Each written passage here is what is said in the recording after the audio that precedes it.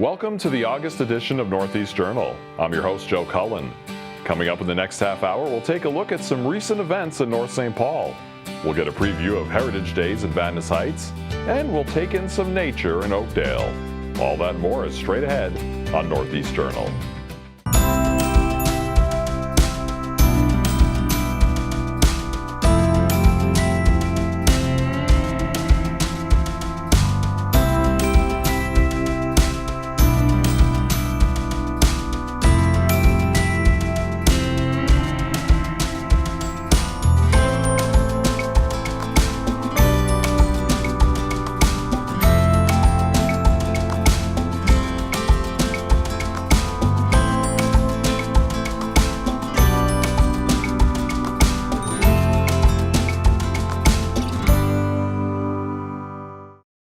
Hello everyone and welcome to the August edition of Northeast Journal. I'm your host, Joe Cullen. Every month on Northeast Journal we give you an inside look at the people and places that make up the northeast section of the Twin Cities. Later in the show we're going to learn about Heritage Days in Vadnais Heights. That's not the only fun event that was held in that city though. In mid-July, the Taste of Vadnais was well attended by residents looking for some great food and music. Photojournalist Jeffrey Wilson has some highlights.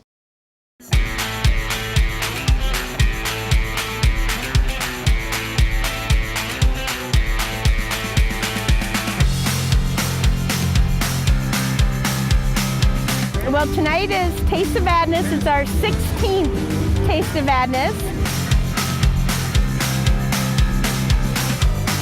The evening is full of food, it's full of entertainment, and we've got children's entertainment and adult entertainment and, you know, something for everyone.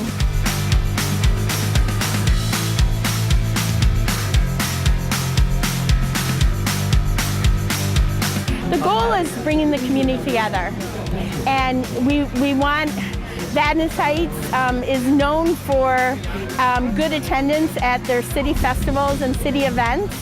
Usually about 60% of the community has participated in them, which is pretty high in the metro area.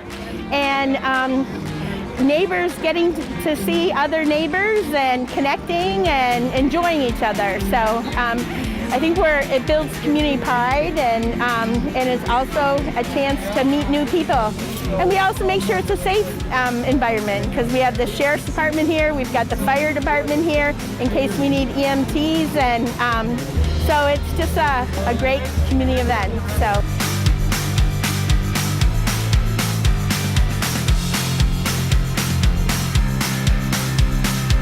This past year, the Vadnais Heights Economic Development Corporation and the Center City Commission said, is there any way we can bring it back to County Road E? So we said, sure.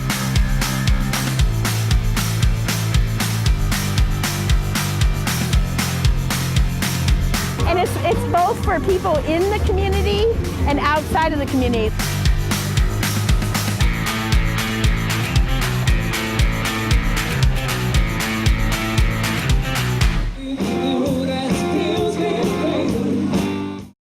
Let's take a little break for some nature, courtesy of the Oakdale Nature Preserve. A walk along the pathways there can lead you to a new forest garden. Let's take a look. Today we're in the Oakdale Forest Garden. It was a planting that's been done over the course of a couple different years. We've had two big events, one in 2014 and another one in May of 2016 to complete the forest garden. I'm Chris Larson. I'm the City of Oakdale Forester. Right now the Oakdale Forest Garden is a short walk in from the Discovery Center. The Oakdale Discovery Center is located in a 220-acre nature preserve, and a short hike in on a paved trail brings you back to the heart of Oakdale Park, and right at the heart of Oakdale Park is the Oakdale Forest Garden. This all started with a buckthorn removal event in 2009. This area was completely thick with buckthorn. So in October of 2009, volunteers removed all the buckthorn, and just the area lended itself to a great potential ecological planting, as well as an area that could invite the public in to view the ecology and the restoration that was in progress. The first Saturday of May this year, we had over 100 volunteers show up to the Oakdale Nature Preserve to come and help establish the plantings. We had 6 different polycultures. Polycultures are just assemblages of plants that mutually benefit each other. A lot of it's native plants and pollinator plants, and we had the volunteers come in a 4-hour time period with that many people. We had everything installed and watered and mulched. People will be able to come into the Oakdale Forest Garden and not only enjoy the beautiful flowers, but eventually we have some apple trees in here too to invite people in. With this year's planting, we added the triple play, which is 3 different apple trees in one clump, and we have the triple play right over there. The triple play is Honeycrisp, the Sweet 16, and the Cortland all in one. The Oakdale Tree Board saw it as it followed our mission of combining, tree planting, building community, and also restoring one of the most vital resources of Oakdale Park. Buckthorn can actually be really attractive wood. Some of the shapes are nice, so we actually took some of the larger buckthorn from the site and different sites in the park, and we made arbors. It's just abundant with different types of birds and other wildlife, and that's all because of the different plant material, the diversity of plants.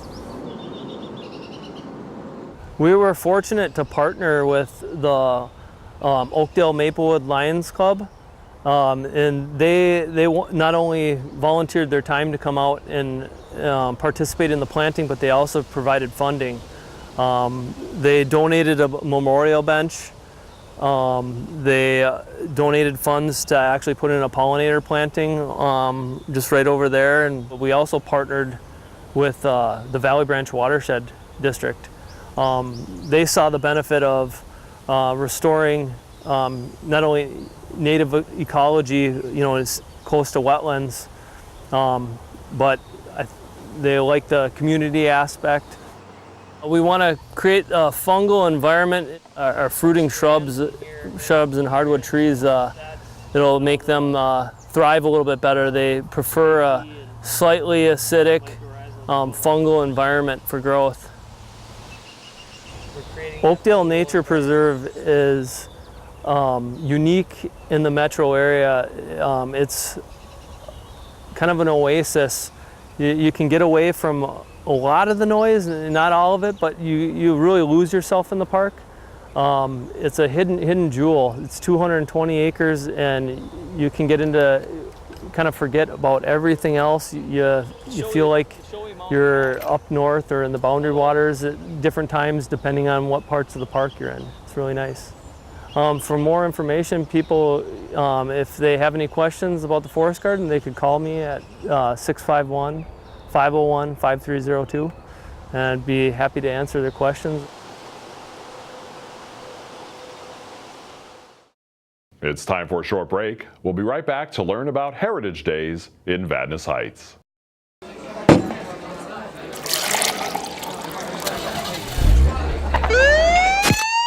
Extra DWI enforcement is now being served on Minnesota roads.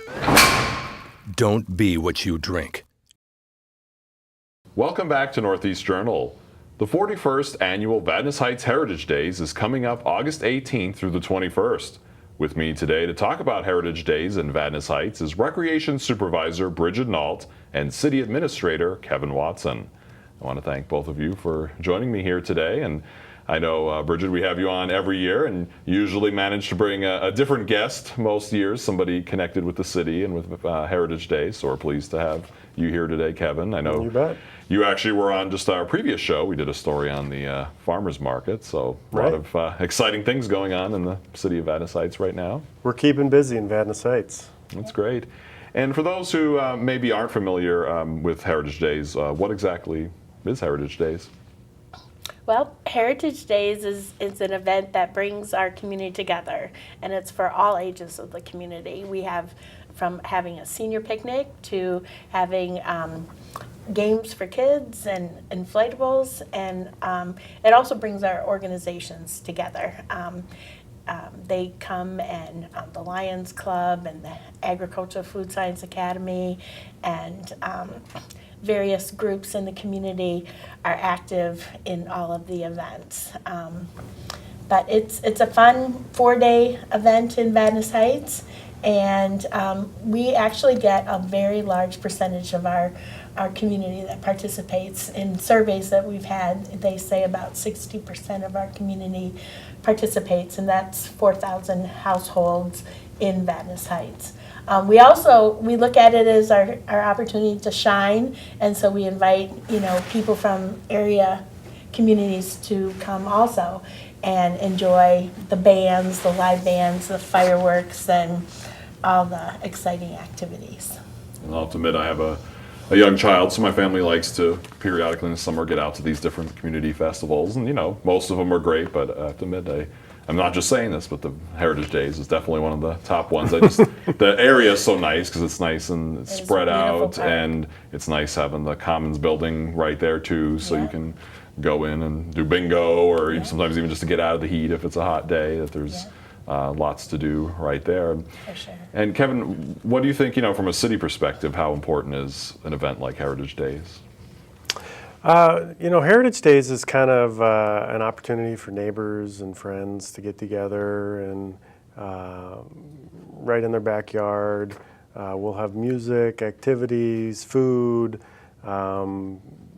easy, good entertainment, quality entertainment for friends and family to just hang out for the weekend. And as someone I'm going to my fourth Heritage Days, I'm really impressed with the turnout that we get, and you can see as you work the booths and you work the different events, folks, tapping each other on the back and saying, "Hey, I haven't seen you in a year," and it's kind of the annual reunion of sorts. So it's a fun, family-friendly community event that we take a lot of pride in. Yeah, it's one thing I actually was going to touch on, that, as people are busy these days, it seems like it's one of those kind of events that, people know they'll run into, some of their neighbors and friends that maybe they don't get to see all the time. And I always notice too, even, when you have city staff or council members, the mayor, it's kind of a, nice setting where it's not just, at a council meeting or some kind of official business, people can come up and, chat or, learn things about the city. And, I see by looking at the list here, we have a number of returning favorites, but there's also some new things going on this year. Can you tell me about some of the newer things people will find this year? Sure. Well, the Lions haven't, they actually did a fundraiser last year, but one of their new fundraisers this year is having a cash raffle. And so we're actually selling raffle tickets right now. So if you know a Lion, and both Kevin and I are Lions, we're all selling raffles for their cash raffle. And they can win $800 for first prize and $150 second prize, and third prize is $50. And it's the cost is $5. And of course, the proceeds go to all the wonderful things the Lions does in our community, from the food shelf to helping people build ramps and get eye doctor appointments and eyeglasses and hearing aids and all sorts of things that the Lion does. Another new thing is breakfast at Gable Pines. We were excited when Gable Pines approached the city and they asked to be part of Heritage Days, and they said one way they thought might be good for everybody was have a breakfast at their new facility on County Road E, and they would offer that to people at $5 each. and that $5 goes directly toward our senior highlight social program. And so if you're interested in seeing Gable Pines, this is your chance. And you can have breakfast too, and they'll give you a tour. And it might be for a friend, it might be for a family member, or it might be just you want to see what's new and how beautiful a facility it is. So we're fortunate to have that in town. Or you just want a good breakfast. For Yeah, good yeah. price. Or you're just Exactly. hungry. With the Yeah. money going towards something Absolutely, worthwhile. absolutely. Another new event is the teen games. We've been very successful with the Kitty Parade and Lions Children's Games, and along with the inflatables. But there was a feeling that there were a lot of teenagers at Heritage Days, but sometimes I think they were looking for something special to do. And so we have a group of volunteers that'll be putting on some very fun games, similar to what you would have at prom night, the after party for kids. So contests, and there'll be prizes and music too. So it should be a good time. So if you know any teenagers that are looking for some fun things to do during Heritage Days, in addition to listening to the bands and going to the movie and all those kinds of things, it suggests the teen games on Saturday afternoon at 1 o'clock. I know you just mentioned the movie. I'll just throw that in there. That's on the Friday night, Yes. August 19th. You're showing Zootopia. Yep. Parks, that'll be fun. And the fun thing about that was it was selected at the waffle breakfast. We gave them 3 options of movies to choose from, and it was far exceeded every other vote. And it's always nice to have a movie selected by the people that are going to be watching it. So that'll be fun. Yeah, you see more and more communities these days that are offering those different movies at night and outside. And speaking of that, we're very fortunate to get the sponsorship from F&M Bank because it is quite costly to have the movie. It's $900 just to get the screen and then have it projected, and then another I think it's at least $300, $350 to have the rights to show it. And so with F&M Bank's sponsorship, we're able to cover those costs. And speaking of that, on the back of our flyer, and I think everyone's going to get multiple copies of this flyer between the newspaper and our city newsletter, but we couldn't do Vadnais Heights without the volunteer donations that are given by many, many organizations and businesses in town. The city participates through in-kind, my time, Kevin's time, park staff times, and all of those kinds of things. But the actual event operation costs are covered by volunteer donations. So we've got a very large list of them, and they've been given to us all throughout the year and recognized at city council meetings. And once again, we are very, very fortunate to have those donor supporters. We will have a couple of banners up at Heritage Days listing all the donors and in appreciation. And if you know any of the businesses or organizations, please do thank them directly. So All right, great. Yeah, so definitely, like we said, a great list of events. We have of course, on Sunday, the Booyah and the parade, and we always have our crew out there to film the parade, and we'll be out there again this year. And understand Ling Becker with the VHEDC will be one of the hosts of that parade. And in the past, I've done it many times. I know Kevin's hopped up there a few times on our truck as well, and it's always a fun time to see the community come together for that parade. And it's always a nice mix in that parade too of different clowns and businesses and unicycles. bands, and you always have a lot of ones from year to year that are kind of the returning favorites, and there's usually some new fun ones in there too. And is there anything else, Kevin? We're almost running out of time, but anything else you'd like to add about Heritage Days? Well, I would just add, Ling's going to be a great co-host. She'll add a lot of comments and have a lot of thoughts and has a good pulse on the community. So But I would just add that this event is also a great opportunity for our local nonprofits like the Fire Relief Association and the Lions Club to kind of showcase what they do, do a little fundraising of their own, and then that's one of those things that helps give back to projects throughout the year. But certainly a big thanks to our Heritage Days Planning Committee members. They work hard all year long. This Heritage Days will end, and then pretty much like a couple months later, they gear up for the next one, picking out bands and picking activities. So we certainly appreciate their hard work throughout the year. So. Oh yeah, I'm sure it's a tremendous amount of work. I think, hopefully people recognize that, but I'm sure, it's easy to go to these things and just kind of assume it all just kind of magically happens, but there's a lot of hands behind the scenes and a lot of volunteers. They're giving their time. So yeah, is there still need for any more volunteers if somebody's watching this and was interested? The big area we always look for volunteers is at the senior picnic, because we get about 300 seniors, and the more people we have to assist, the better, and the more enjoyable the experience. Last year we had 30 volunteers. Oh, wow. And the parade, we're always looking for lineup volunteers to help put the approximately 700 to 1,000 people in their spot lining up for the parade. So we have a good number of people in each, but we're always looking for more. So those two areas, we definitely, if people are interested, they can call City Hall and they can ask for me or anyone in the Parks and Rec department.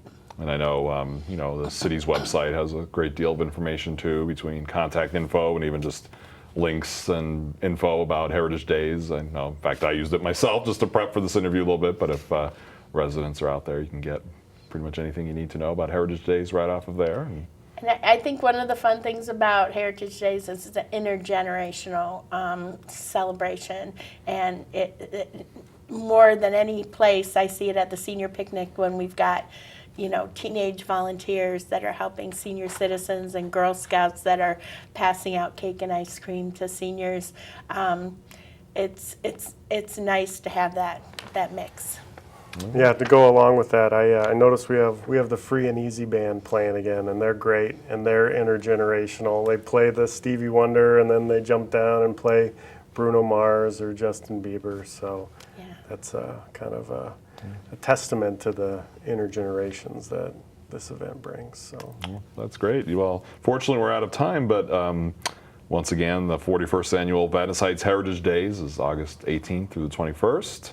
And like I said, people can go to the city's website. We'll put that address on the screen if they're interested in more info. But we'll look forward to seeing both of you, I'm sure, out there.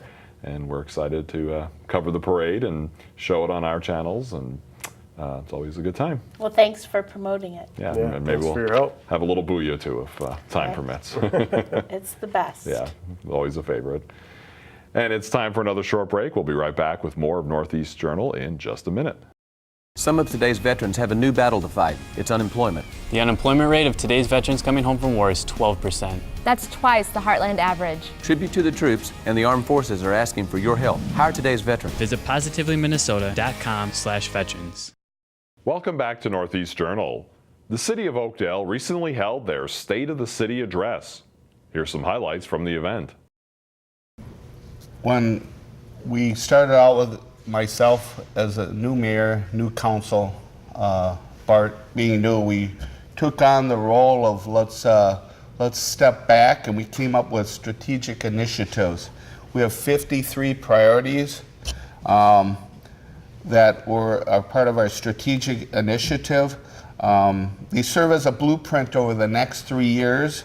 We're plucking several of them off, some are in process. All of these fall under our 3 major focus areas in the coming years for becoming a better city. One of the focus areas is community and economic development. The next one is community connections, which is through a variety of methods, trails to internet and everything. And then lastly, our image and our vision. We want to really get an image and a vision for our city that people want to come to Oakdale when they think of the Twin Cities. New businesses since January 2015 to now. I'd like to point out it's a pretty diverse list of new businesses with some particular growth in restaurants. Katrina's is doing really well from what I understand, just off on Century Avenue down near 10th Street. It's getting some Twin City recognition. We've got the new Cub Foods, which again, if we didn't have a city council and a city staff that seen a vision there and the support of the business community, we would still have a Kmart sitting there dilapidated and unused. So we're really excited about that. Executive Suites, that's in the Mike and Dave's property down there on 694 and 94. They lease office space, and I think they're doing well. Ferguson, kind of south of the Bergen Plaza, they do high-end fixtures and lighting for contractors that would largely serve the whole metro, but particularly the high-end contractors that would serve the East Metro. They're open for local retail. Then we got fractional toy store, again in the Mike and Dave's property on 694 and 94 to serve the needs of people that don't want to own their fun equipment, fun toys. Moving to the north, up on Hadley Avenue and Century, we have Health Source. And then in the Rick Tim building on Hadley, we've got Hearing of America. Then if you haven't known it, we landed a Hy-Vee. That one just kind of slipped under the radar screen. And again, there's a restaurant in Hy-Vee. It's doing really well. The city of North St. Paul was all set to have a Flag Day event at their new Veterans Park, but severe weather caused the cancellation of that event. Instead, a dedication ceremony was held last month at the park. Let's take a look. Working with the Veterans Group to do something for veterans. So much the veterans have given in the veterans organizations in our town, so much for our city with not asking anything in return. It's nice to have a project that we finally are honoring all those who served in the military on behalf of our nation and behalf of our city. And you know, I look at the events we've had here. We had the dedication last year, the groundbreaking the year before that, the parachute drop on last Veterans Day. We have other events coming up in the future. And it's great to see the turnout of residents for those things. But what really inspires me is when I drive by here, which I do frequently on my way from my home to City Hall, how many times you come by here and you'll see a car or two cars parked here or some bicyclists parked here, looking at the stones, looking at the memorial, and paying their respects to all the veterans in the community. That's all we have time for on this month's show. Thanks for tuning in, and join us again next month for another edition of Northeast Journal. We leave you this time with some highlights from the Silver Lake Splash in North St. Paul, which is a fundraiser to help defray the cost of hiring lifeguards at Silver Lake.